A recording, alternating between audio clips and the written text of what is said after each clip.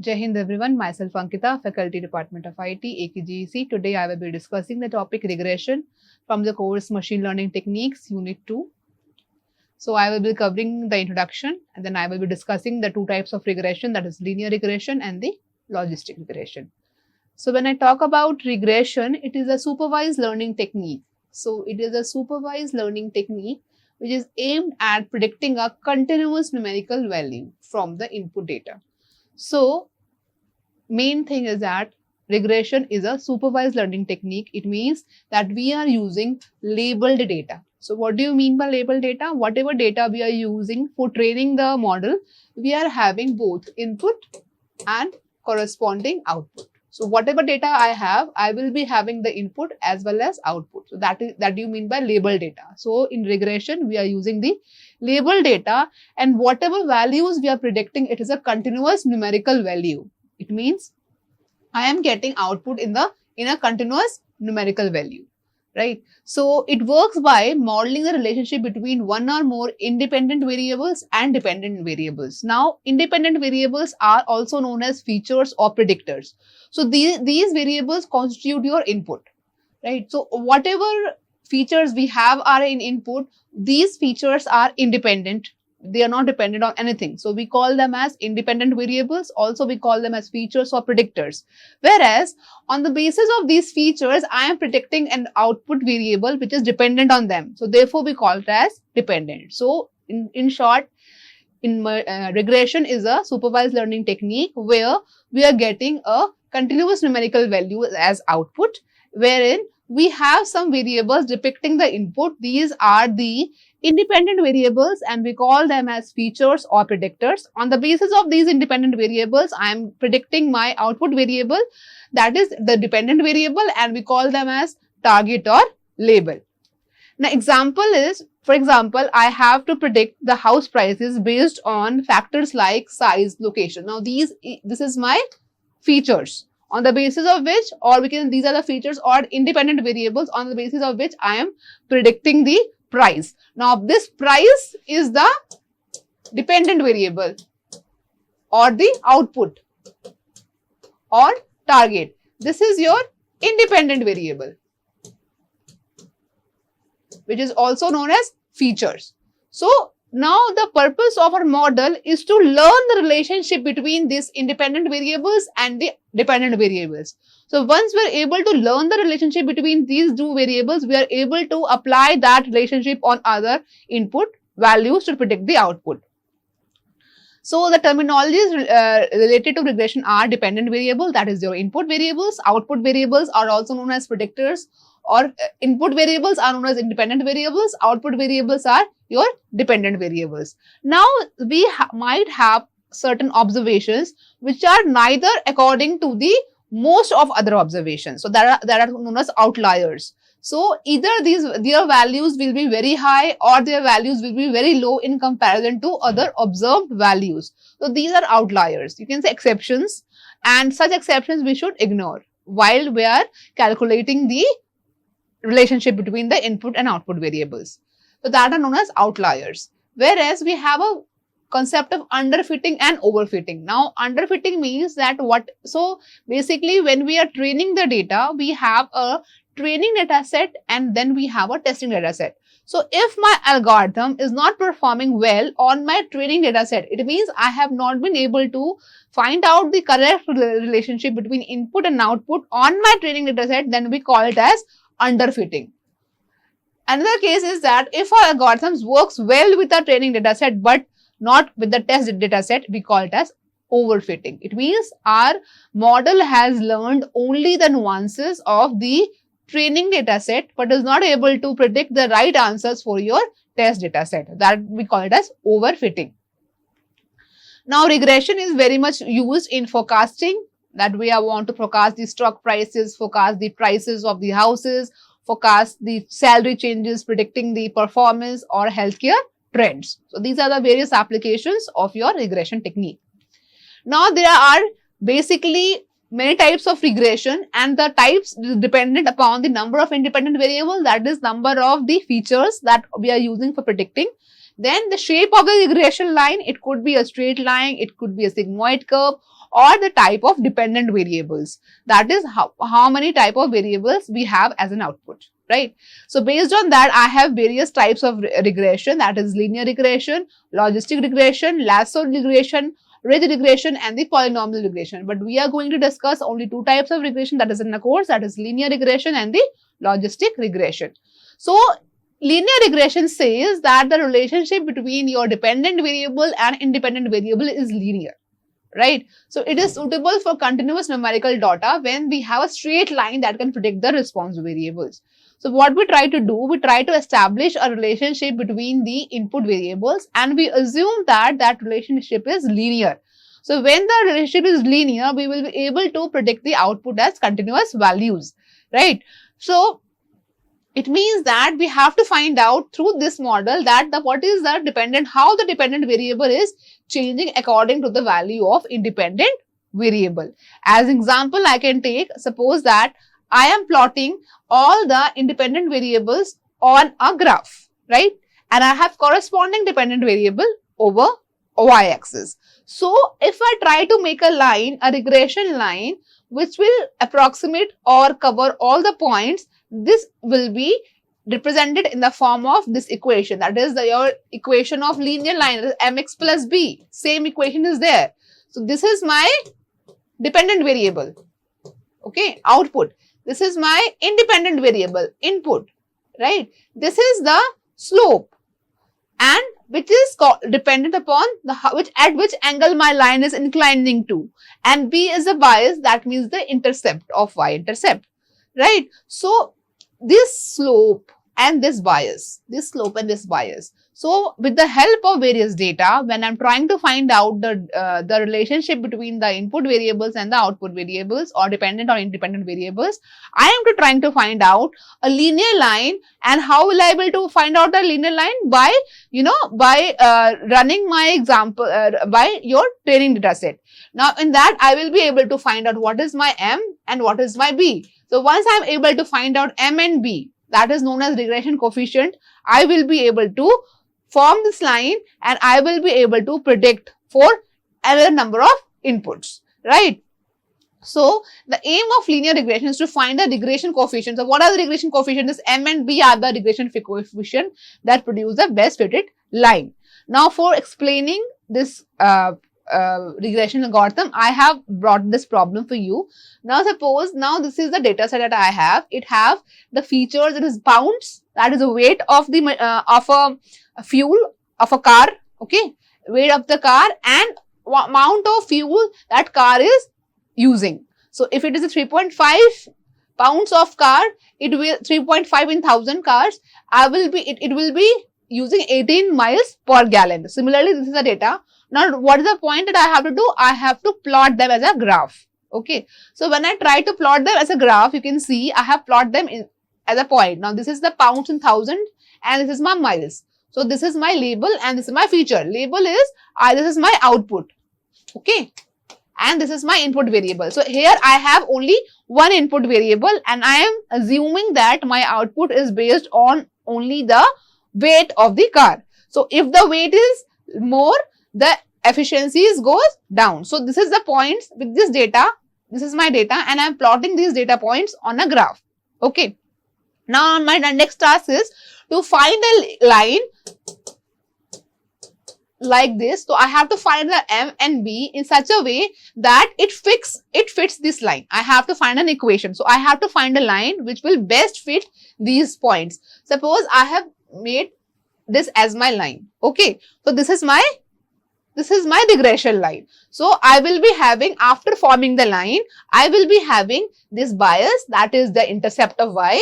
I will be having the weight, that is the slope, and then similarly, I will be able to draw the line. If I have any weight, like if I have it 4.4, so with the help of this, I can depict the amount of fuel it will be consuming. So for the entire you can say input of weight, I will be able to guess the fuel cost for all these. right? So for all these weights, I will be able to predict the amount of fuel that will be consumed. So if I form line, so what is the now main motive? I have to find out the best fit line. So I have these points. Now I won't be able to cover all the points through this line. So I have to find out the best fit line. So how can I find the best fit line? The main thing is that we can use the formula of least square method. So I will try to find out the distance between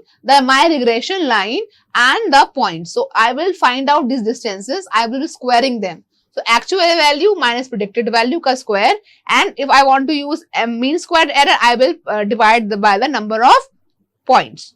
So if I have to minimize this L2 loss. So if I am able to minimize the mean squared loss for that regression line, I will be choosing that regression line. So in summary, so there are many points, okay, and I have to find a line which passes through every point. Now, it is not possible for me to find a line which can pass through every of these points.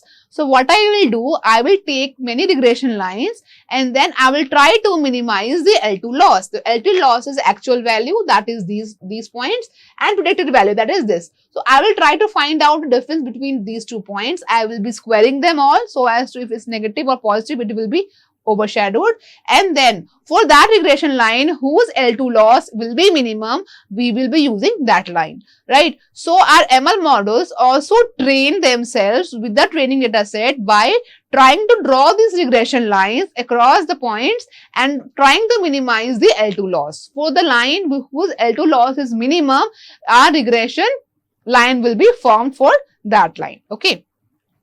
Now, there is a correlation coefficient, that is positive correlation. If my independent variable is increasing and dependent variable is also increasing, that is positive correlation. If my independent variable is increasing but dependent variable is decreasing, then it is called as negative correlation. If there is no correlation between the independent or dependent, we call it as zero correlation.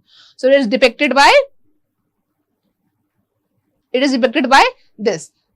The values both are increasing, here the value is decreasing, here the value is remaining the same. Next is, if I have multiple input variables, therefore my line will be like this.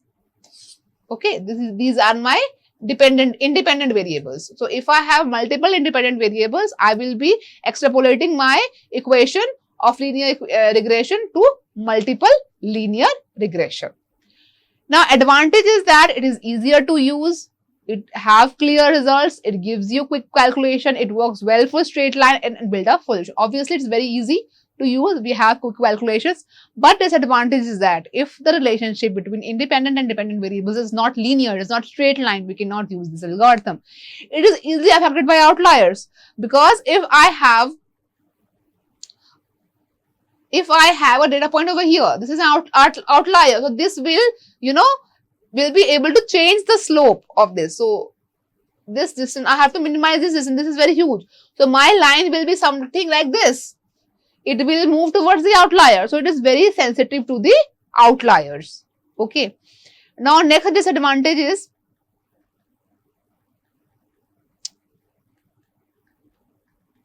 it struggles with complexity. It needs independent data. Obviously, they are not always possible that, or whatever input we have, these input will be independent with each other. It requires constant variance. So these are the various disadvantages of linear regression. Now comes the logistic regression. So it is designed to predict the probability of a given outcome.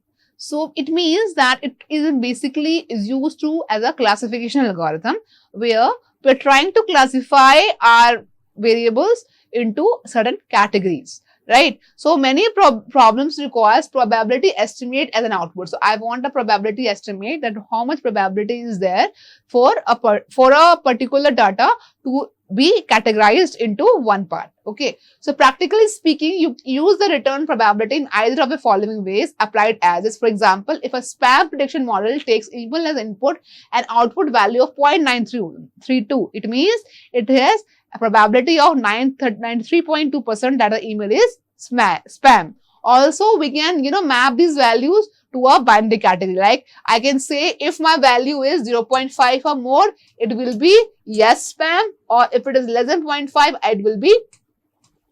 it will be no. So threshold we can find out and we can map these probabilities to a category. Okay, so logistic regression is also a type of machine learning model which is used for the classification task. So instead of predicting the continuous number like a linear regression, logistic regression predicts the probability.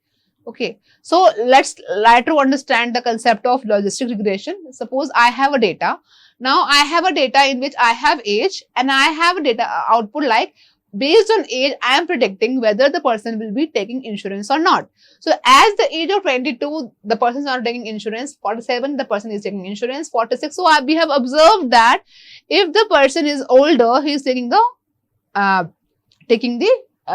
insurance. So if I plot these points like this, now this is my distribution. So when I try to make a regression line, okay, if I try to make a regression line, it will be like this. Okay. Now suppose I have an outlier information over here. So here you can see the person of age 41 or 42, right? This is the outlier. Now this is as the person above 42 of age is a candidate that who will have the insurance, right? Now suppose I have an outlier.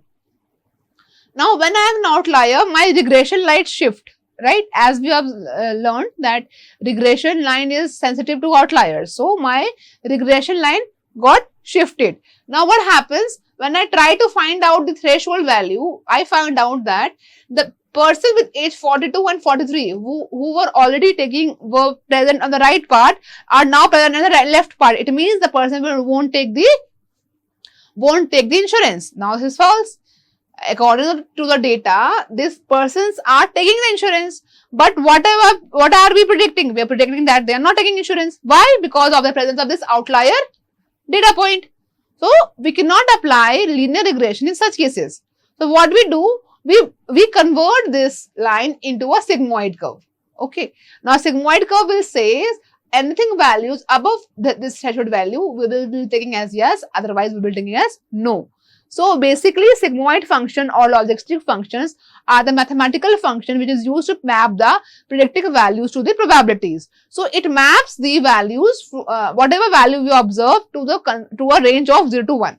So it will map any range to real value into another value which will range from 0 to 1. It will form a S curve which is also known as sigmoid functions. So we use the concept of threshold value which defines the probability of either 0 or 1. Such a values above threshold values tends to be 1. So any value which will be above the threshold value will be mapped to 1, whereas the values which are below the threshold value will be mapped to 0. Right? So the equation of sigmoid function is this. So whenever I will map an equation of x, the fx will convert it either to 0 or 1.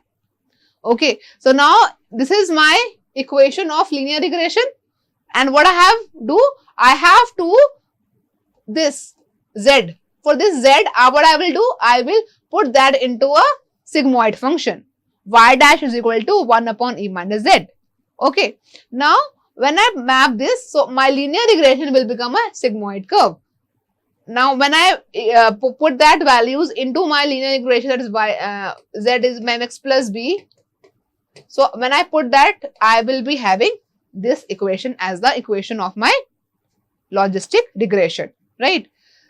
So application of logistic regression is that it is widely applied in fields such as medicine, finance and marketing. Whenever we want to predict yes or no, whenever we have to predict the classification, we can use the logistic regression. So it helps to predict whether the patient has disease like diabetes or determining if a transaction may be fraudulent or not.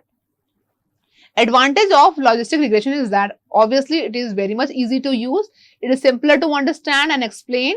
It is good for yes and no questions. It gives you probabilities, and with this probability we can map to a value of yes or no.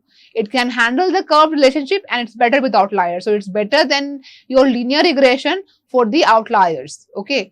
So what are disadvantages? It needs lot of data to get trained. So whenever we want the data to learn or train the model, we need large amount of data. It assumes the simple relationship and it has only two options. That is, whatever choices we will get at the end, categories we will get at the end, it will be only of two types, and it struggles with complex patterns and it is sensitive to similar variables. If the factors are too alike, it can cause problem. For example, if your variables, no, the problem of regression is that it always consider the input variables to be independent of each other. So if there is some dependence between the input variables, it will be, difficult to apply these models in practicality. Okay, so that's all for today. So we have discussed regression. The main thing is that in regression, we are getting the continuous values as the output, and it is a supervised learning technique. Then we have studied about the types of regression, that is linear regression, where we have a linear relationship between the input and output variables. We are able to find out the straight line. And then we discussed about logistic regression, where we try to fit the line in a L-shaped curve called sigmoid curve, and we are able to categorize into yes or no, or the different two categories for the output. So that's all for today. Thank you.